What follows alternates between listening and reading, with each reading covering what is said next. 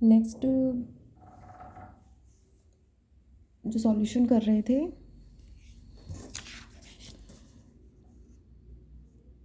ये क्वेश्चन, ठीक है, कंप्लीट नहीं हुआ सॉल्यूशन, अभी इसको कंप्लीट करेंगे। देखो इसमें इसको इक्वेशन ए मार्क कर लो, सबसे फर्स्ट जो इक्वेशन थी इसको इक्वेशन ए मार्क कर लो। फर्स्ट इक्वेशन किसको मार्क किया था, इसको लिया है फर्स्ट इक्वेशन, ठीक है। तो इस इक्वेशन को कैपिटल ए इक्वेशन मार्क कर लो, ठीक है। सबसे फर्स्ट टर्म है ये अपना, इसमें इंटीग्रल रिप्रेजेंटेशन रिजल्ट को यूज किया है, then we get this equation capital A. अब देखो इसमें small T equal to sine square theta put करने के नेक्स्ट इक्वेशन फर्स्ट पर पहुँचे हैं, क्यों? If we put small t equal to sin square theta in equation capital A and then we solve this process, then we get equation capital A, sorry, equation first in this form. Next step अपना क्या होगा, if we put small t equal to cos square theta in equation capital A and solve the same way and solve in the manner of same way, then we get equation second in this form.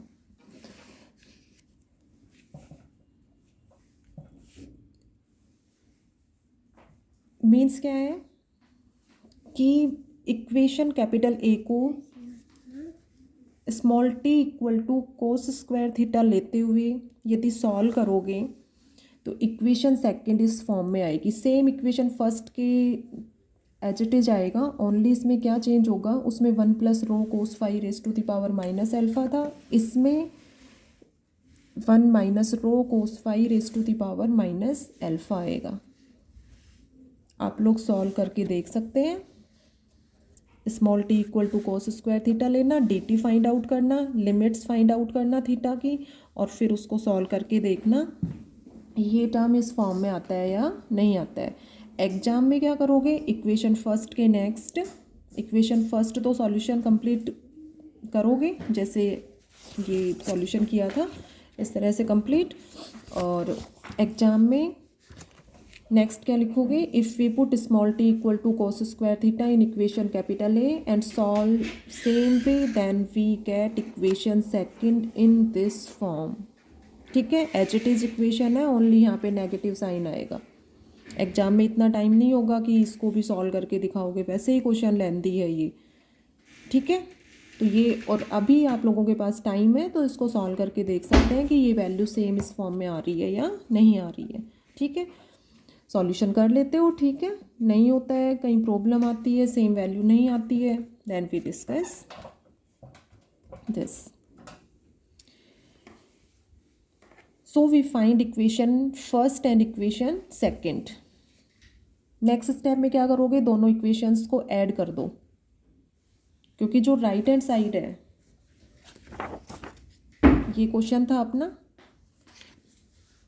इसमें right hand side इस form में आ रहा है, ये 1 plus rho cos phi raise to the power minus alpha plus 1 minus rho cos phi raise to the power minus alpha, plus है दोनों terms के बीच में, ठीक है। तो क्या करोगे, equation first plus equation second, दोनों इक्वेशंस को ऐड कर दो, तो लेफ्ट हैंड साइड तो ट्वाइस हो जाएगा, सेम टर्म है दोनों में, तो twice into twice F1 alpha, इसकी इस टर्म का ट्वाइस हो गया, ठीक है। ऐड करना सबको आता है, ये टर्म एच इट इज हो जाएगी, 0 टू पाई सेम है दोनों में, ये कॉमन ले लो, sine phi raise to the power 2 beta minus 1 ये कॉमन हो गया, ठीक है। तो ये टर्म तो कॉमन आ रहा है, और 1 plus rho cos phi raise to the power minus alpha plus 1 minus rho cos phi raise to the power minus alpha D phi, ठीक है। ये दोनों टर्म्स ऐड हो गई, ये कॉमन लोगे तो।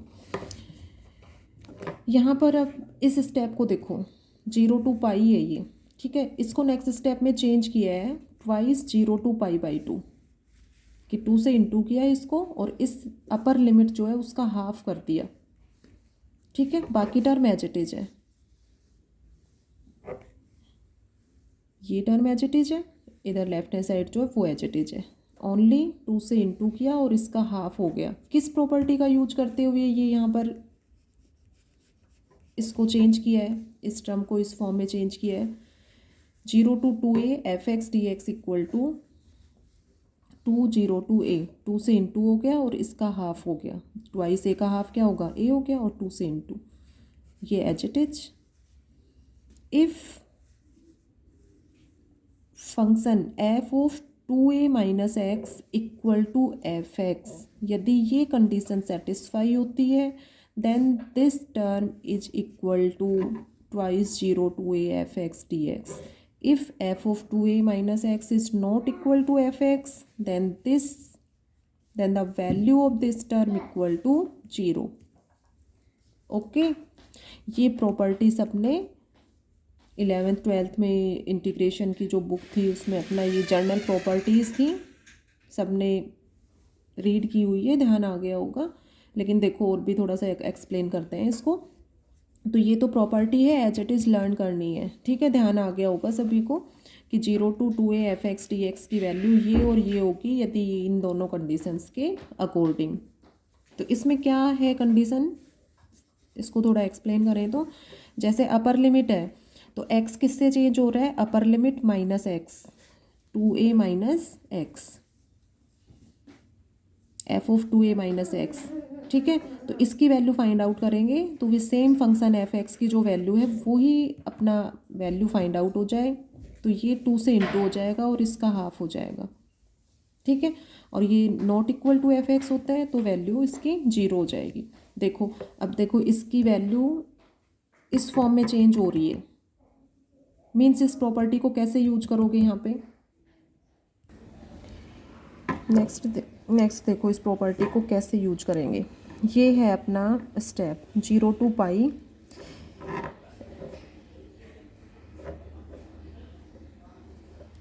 एफ एक्स की जगह यहाँ पर क्या है, जैसे ये एफ एक्स डी एक्स है, एक्स के रिस्पेक्ट में इंटीग्रेशन हो रहा है या फाई के रिस्पेक्ट में हो रहा है, ठीक है। तो ये पूरा अपना एफ ऑफ फाई हो गया, क्लियर है सभी को। ये F of phi D phi जैसे एफ एक्स डी एक्स, तो यहाँ पर ये पूरा फंक्शन की वैल्यू ये हो गई, मेन पॉइंट ये है अपना, ये फंक्शन हो गया, ठीक है। एफ एक्स की वैल्यू ये हो गई। अब ये टर्म इसके इक्वल होगी, इस टर्म के इक्वल।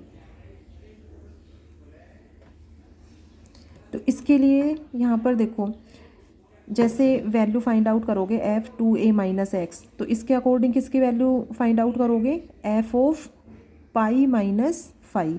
जैसे ये एफ फाई की वैल्यू है, ठीक है, तो इसके according F of pi minus phi equal to F phi, then this integration is equal to 0 to pi by 2 F phi D phi. F phi की वैल्यू ये कंप्लीट यहाँ से यहाँ तक पूरा ये एफ फाई है अपना, ठीक है।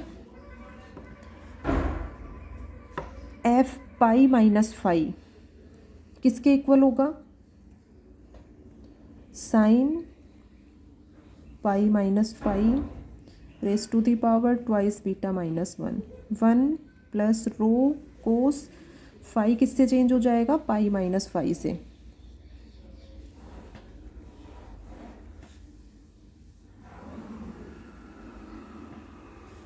Race to the power minus alpha plus 1 minus rho cos pi minus phi और इसकी पावर माइनस एल्फा, ठीक है। ये वैल्यू किसकी हो गई, F of pi minus phi.